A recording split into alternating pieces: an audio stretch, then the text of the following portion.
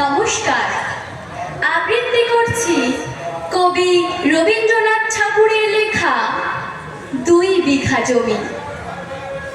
শুধু বিঘে ২ ছিল মোর ভুঁই, আর সবই গেছে ঋণে। বাবু বলিলেন, বুঝেছ উপেন, এ জমি লইব কিনে। কহিলাম আমি, তুমি ভূস্বামী, ভূমির অন্ত নাই। যে দেখো মোর আছে বড় জোর, মরিবার মতো ঠাই।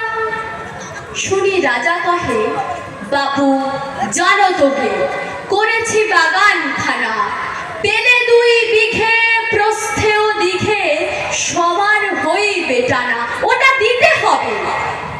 কহিলাম তবে, বক্ষে জুড়িয়া পানি, সজল চক্ষে করুণ রক্ষে, গরিবের ভিটেখানি।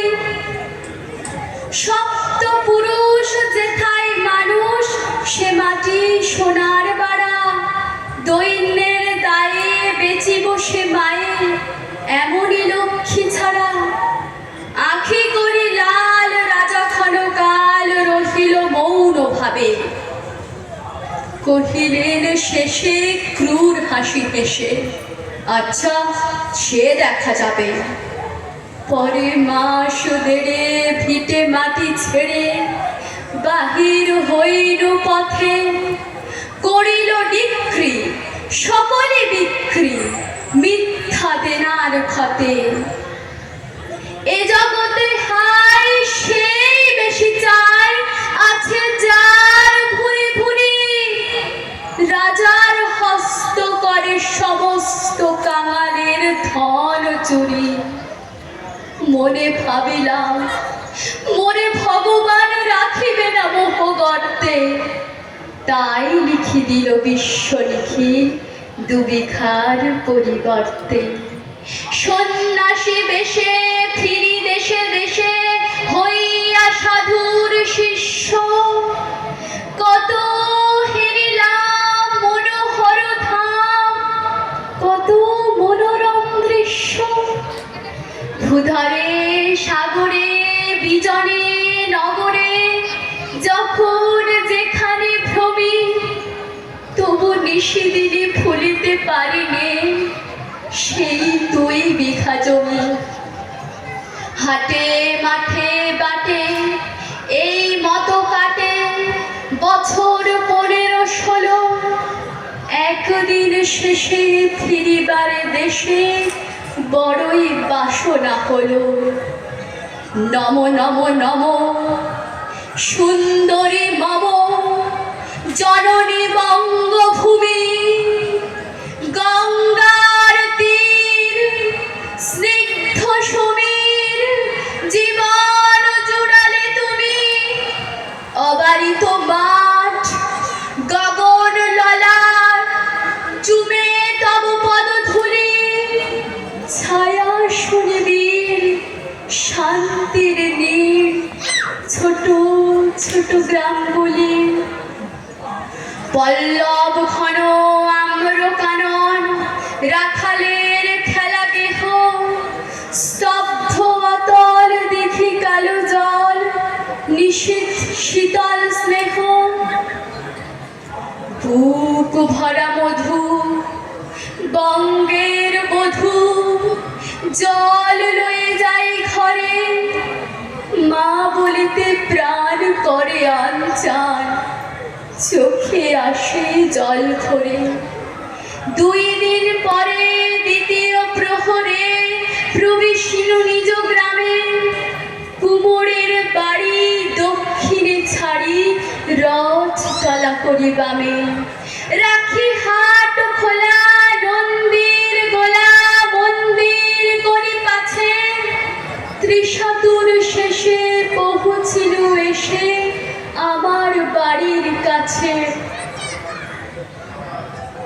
ঠিক ঠিক করে শত ঠিক তোরে, নীরাজ কুলটা ভূমি। যখনই যাহার তখনই তাহার, এই কি জননী তুমি। সে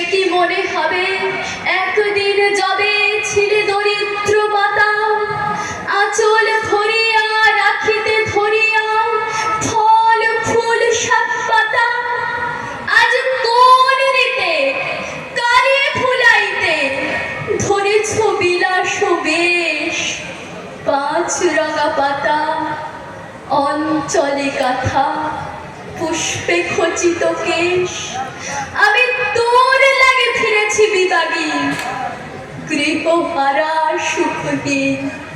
তুই হেথা বসে ওরে রাক্ষসী, হাসিয়া কাটাস দিন। ধনির আদরে গরব না ধরে এতই হয়েছ ভিন্ন, কোনোখানে লেশ নাহি অবশেষ সেদিনের কোনো চিহ্ন। কল্যাণময়ী ছিলে তুমি ওই ক্ষুধাহরা সুধা রাশি, যত হাসো আজ যত করো সাজ, ছিলে দেবী হলে দাসী।